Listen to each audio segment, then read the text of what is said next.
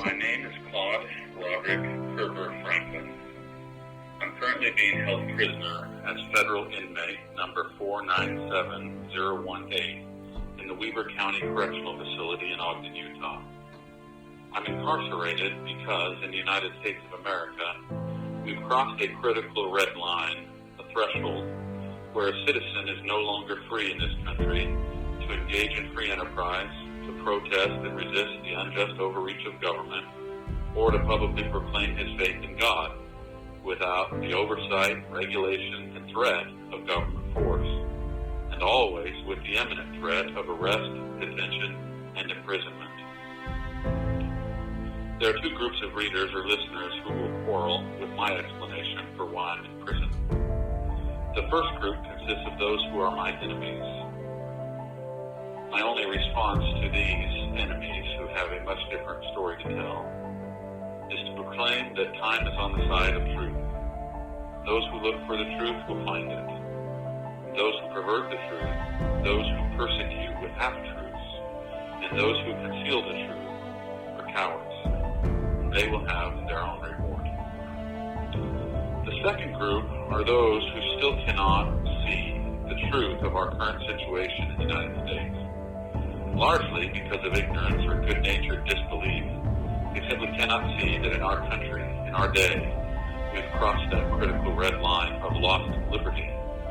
And for various reasons, they cannot bring themselves to accept the stark realization of what has become of the noble American experiment for faith and freedom. Included in this second group are those who could see, but who rationalize and unreasonably excuse the myriad of facts and circumstances that compel candid and fair-minded citizens to admit the stark truth of our time. To this second group, I can only say, time is short, and continuing to deny a candid assessment of our current circumstance only strengthens our enemy. And in the end, if you continue to refuse to see, this will lead you to the same side of those who defer or who set aside their place and their role in the cause of freedom for a much lesser reward. To all the rest who continue to read or listen, I'm sending this message as an invitation. Please do not give in to discouragement. When you find yourself feeling discouraged, I invite you to consider our remaining blessings, especially the surviving ideas and remaining infrastructure put in place by our nation's founders. Also, please seriously consider this message that I'm putting forth here. I too know something of discouragement. For more than 10 years now, I've been labeled by our government as a fraud, and worse. The local and national media have repeated the government's lies without any genuine scrutiny, while I've largely remained silent in public, choosing instead to make my defense in court. But this has meant that the FBI and federal prosecutors have largely gone unchecked in spreading defamation and making false characterizations about me and my family, my friends and former associates. So far, they've succeeded in several ways. They've effectively destroyed my public reputation, and for now, they convinced a jury of a large portion of their false narrative. So I'm facing a recommended sentence of 20 years in federal prison, and I'm now forced to defend myself while incarcerated. Recently, federal prosecutors have gone even further, and are now accusing me, publicly, of being a traitor to my faith, a traitor to my church, and to my community. True to form, these new allegations are spread and repeated by so-called journalists who are so lacking in integrity and so lacking in basic courage that they repeat these lies and republish these allegations that are made by government attorneys without doing any investigation or any reporting on the absolutely uncredible sources behind these false allegations. Finally, the most recent tactic of prosecutors has been to attack and try to discredit the legal work I've been doing with a handful of truly amazing and heroic attorneys over the last 7 years. Now I sit in jail, sanctioned for these last unfounded allegations, before I can even file my first appeal from their fed with falsehoods. I won't answer all the false allegations that have been made against me here, or tell the history of my case.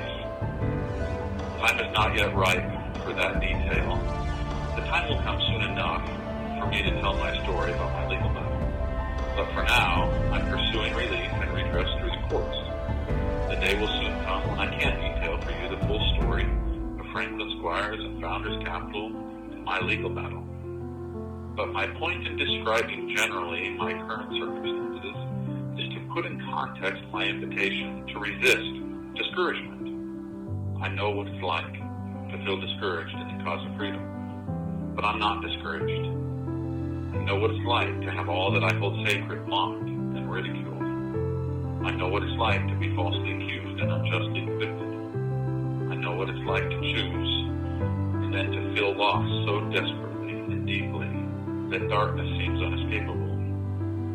In this context, I also know what it's like to honestly wonder if I can make any difference in the cause of freedom, and to question whether there's anything any one person or one family can do to make any real difference in this battle for freedom, or to alter the current trajectory of America.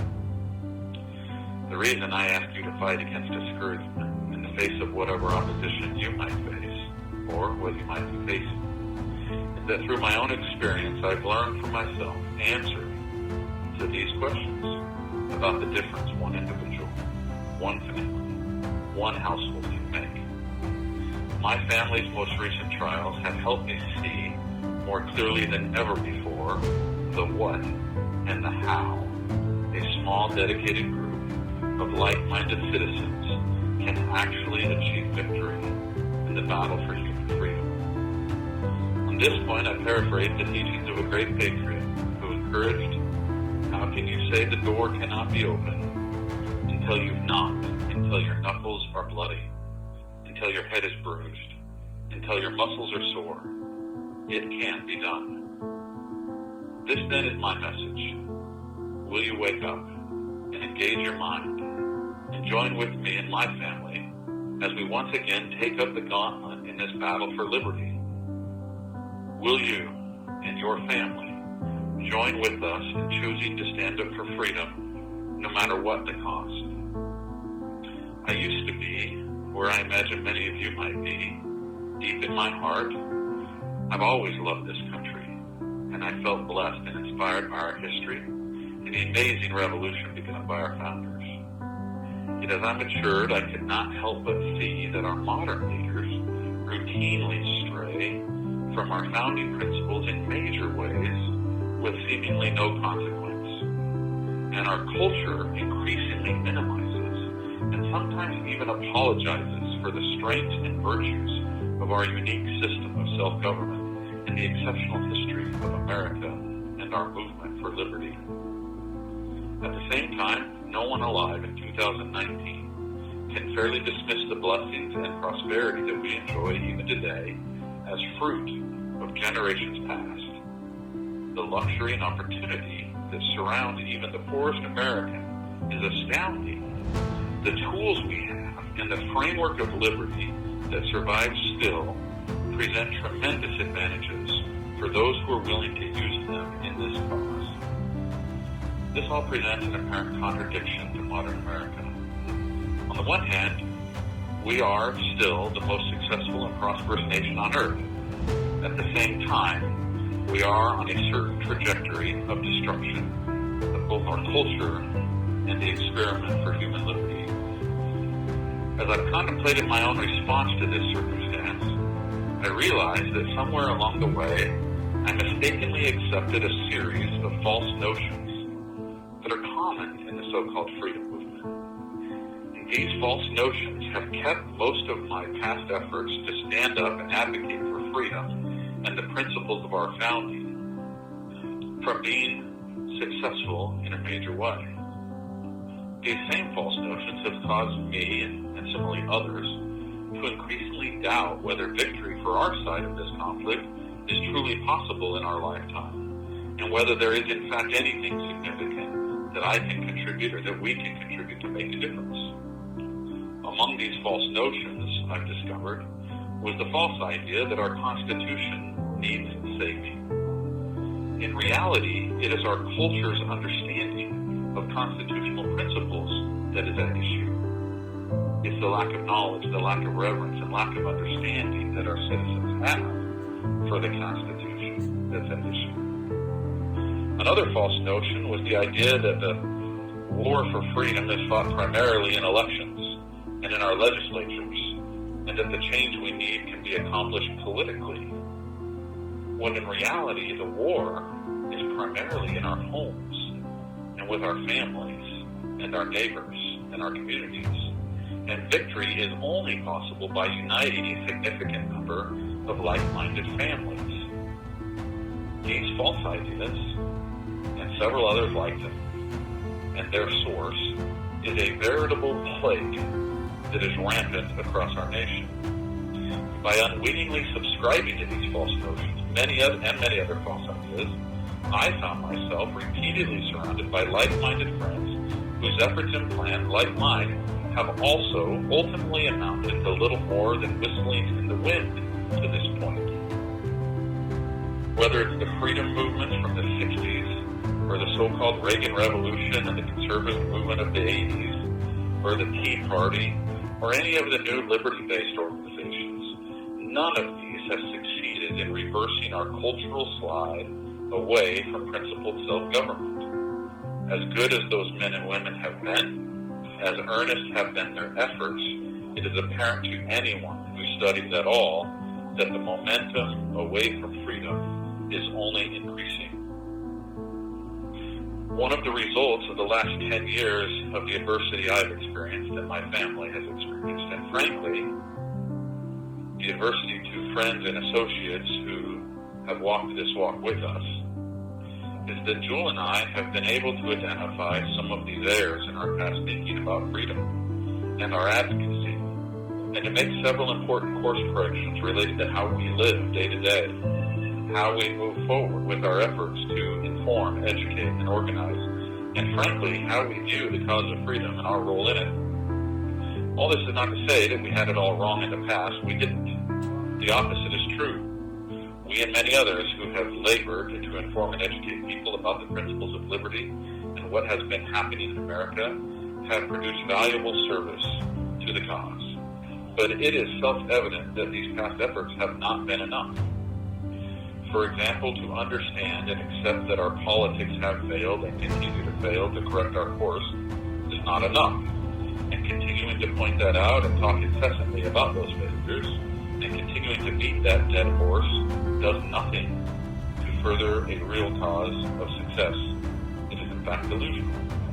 To understand and accept that our social and civic institutions have increasingly failed and have not been able to correct America's course is important, but it's not enough. And to continue to hope for some miracle from some unknown source is ultimately to fail in our duty to God, to family, and to country.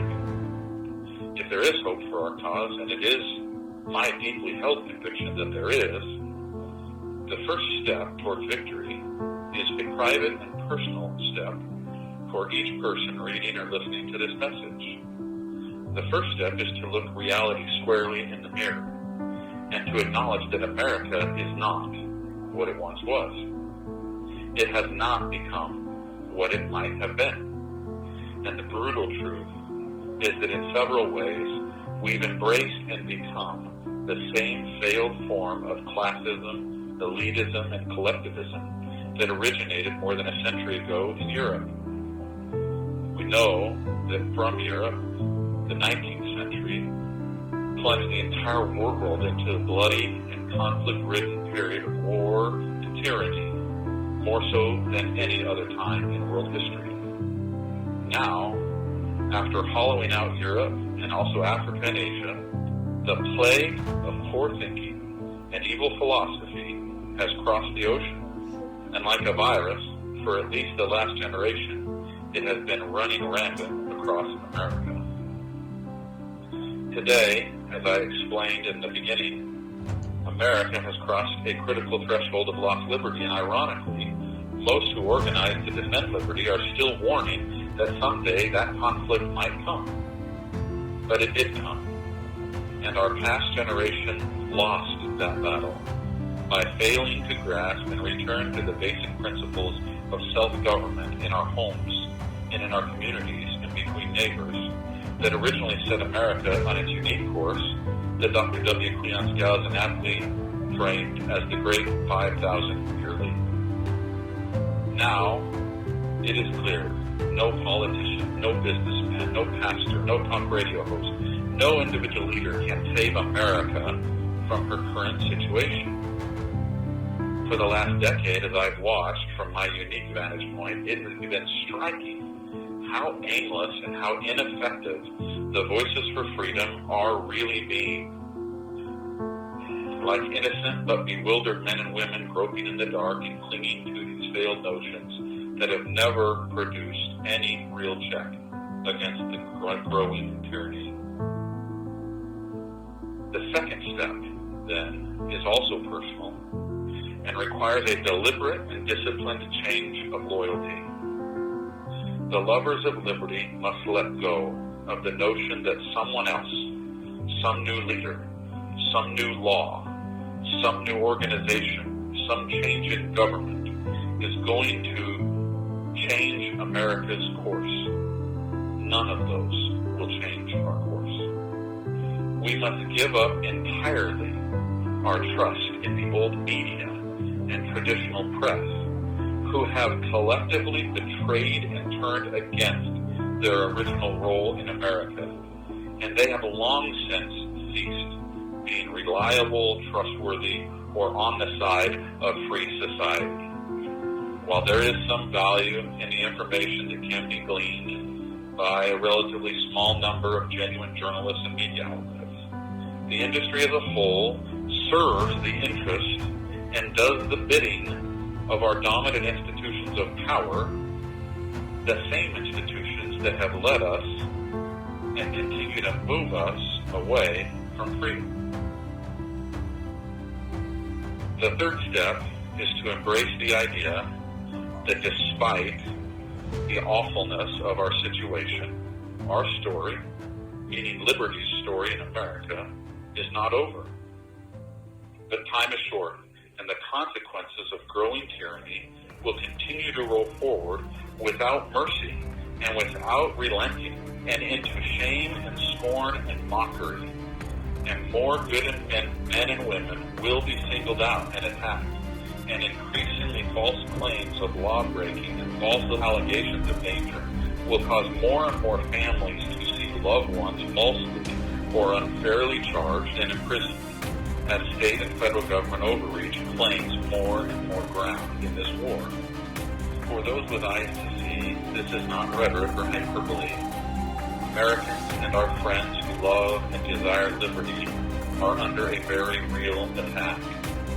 We are being targeted and scourged systematically. The dominant ruling class in our culture gloats in their feigned superiority and the absurd claims, like Javert in Les Miserables, that they are on the right side of history. They are not.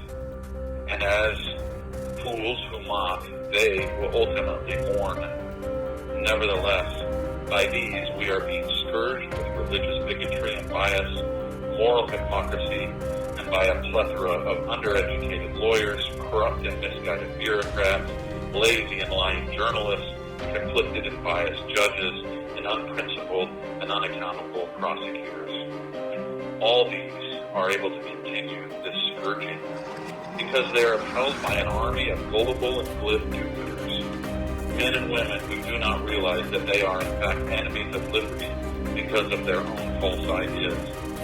As such, our homes are increasingly hollowed out, as mothers and fathers fail to comprehend their roles as true householders in this battle of freedom, and as John Adams put it, in the kingdom of God, and the real bulwark for liberty and self-government.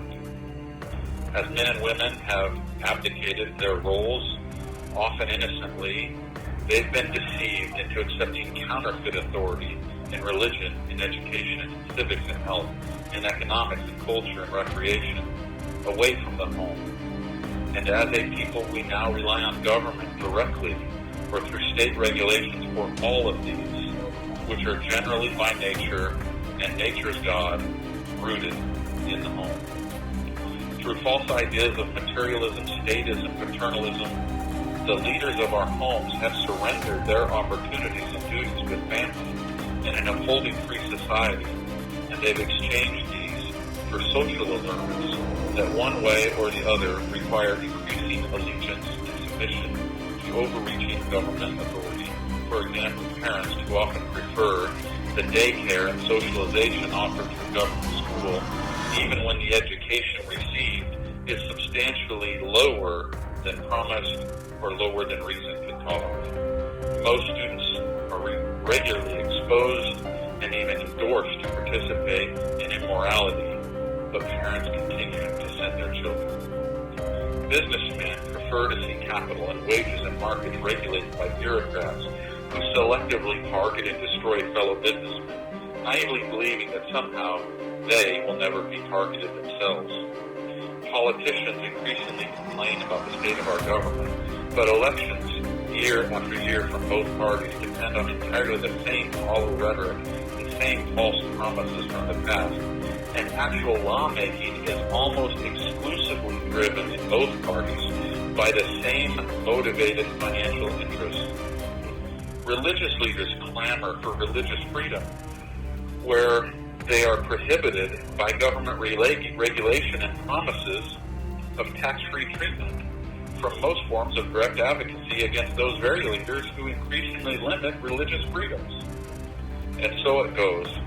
So long as we keep drinking in the poison and relishing the material luxuries that come if we avoid controversy, we, like Esau, daily exchange our birthright for what we can see and consume today. The consequences are growing undeniable. Consider this. In America, to cut hair, a license is needed from the government. To practice a trade requires both government license and compliance with an always growing labyrinth of regulations. Education from infanthood to adulthood is regulated and enforced with criminal penalty in every state in the Union. Americans are not free to give milk from a cow or eggs from a chicken without compliance with government rules and penalty of force. It is now illegal in all 50 states to seek or make donations of any amount to a neighbor or a friend without complying with regulations. Most people don't realize it because they simply haven't been prosecuted yet. But it is a felony, for example, to invest money in a neighbor's business without complying with government regulations. Owning an internet domain and publishing your opinions online is now monitored 24/7 by our government, which is to say nothing of the corporate surveillance that is freely shared with government, that citizens embrace so that Siri and Alexa can tell us what the weather is like or play our favorite songs. Promising luxury for the loss of a little liberty is so commonplace today that few citizens can even articulate an accurate understanding of the current state of First Amendment, Second Amendment, Fifth Amendment, or Sixth Amendment law. Statistically speaking, no Americans can articulate any of the executive branch of government's enumerated powers from our Constitution or strict limitations outlined in that text. Similarly, most Americans cannot name any limits placed on the legislature or the judiciary. When it comes to the court, it is virtually impossible for a citizen to competently defend himself today on any serious charge, and the high cost of an attorney usually results in a little more than plea bargaining rather than a true defense of liberty. This is not free society.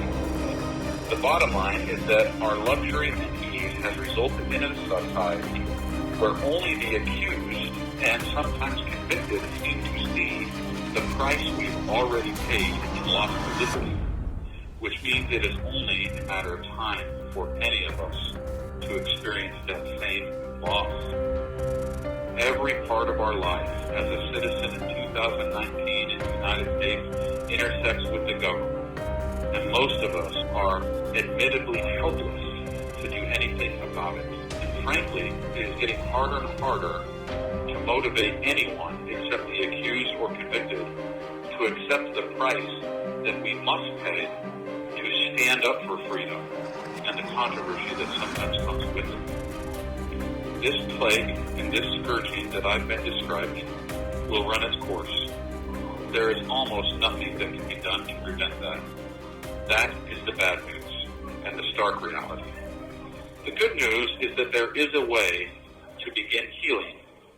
There is a way to inoculate ourselves and our loved ones from almost all of the harms coming our way and into our homes and families. We can learn how to use what survives from our founders' revolution and the fruits of prosperity purchased by the sacrifices of our ancestors. And by so learning, we can effectively fight injustice. We can build or rebuild our homes and families based on the principles that were at the core of our founders' culture. And we can effectively defend ourselves and our loved ones in our community when necessary. We can organize a community of like-minded families who unite in this cause.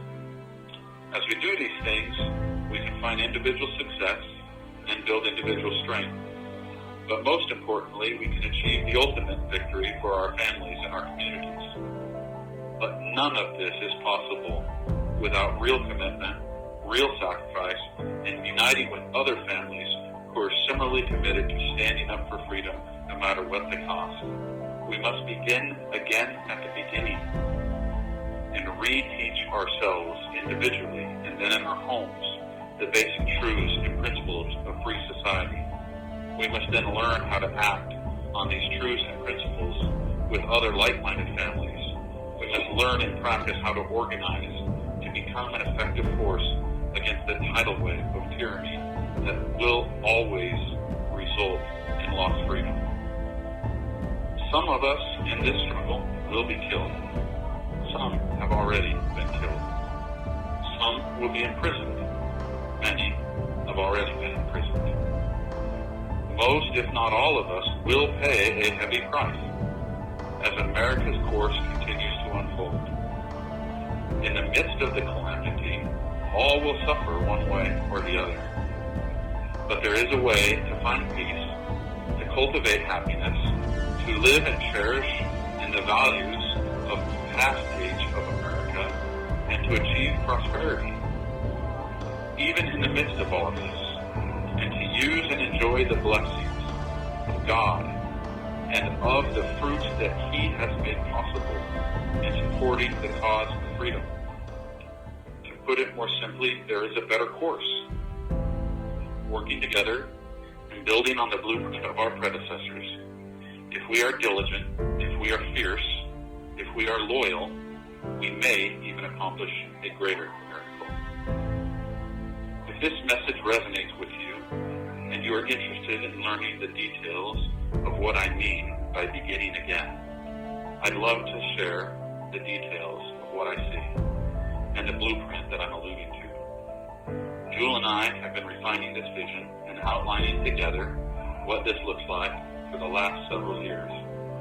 And we've reached a conclusion, even though I am now incarcerated, that now is the right time for us to begin again and relaunch the Free Capitalist Project.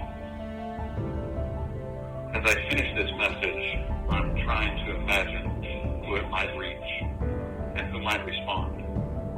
As I do, I'm lying on a hard metal bunk, confined in a cinder-block cell with 11 other men in a space that's smaller than the size of my living room at home. Last night there was a fight, and one elderly inmate had his scalp split open as he stood not a foot away from me. The talk in here is often so full of filth and debauchery that only earplugs offer relief from literal hell. Yet amidst what generally feels like hell, I have also witnessed remarkable kindness and brotherly love from the most unexpected sources. For example, an obviously mentally ill young man was placed in here with us, and a larger group of 48 inmates, and this sole mentally ill individual seemed like a formula for disaster to me. You can imagine what an amazing sight it was to see several inmates take notice and take it upon themselves to assume the role of protecting him, to see that he was not harmed, that he got plenty to eat, and even helped him contact his family. I've seen tears shed as tough men feel cruel injustice, and other inmates truly mourn and comfort with them. As I've been writing this message, another older inmate stepped up to my bunk and saw me writing. He may have read a few sentences. He then quietly whispered to me, "You stay right here so I can protect you while you do the work God has for you." These have been tender mercies, and they're also a metaphor to me that in darkness the light still shines. The Lord himself offers his sure hand to each man and woman who is willing to step forward, respond to the light, and do the work that God has assigned.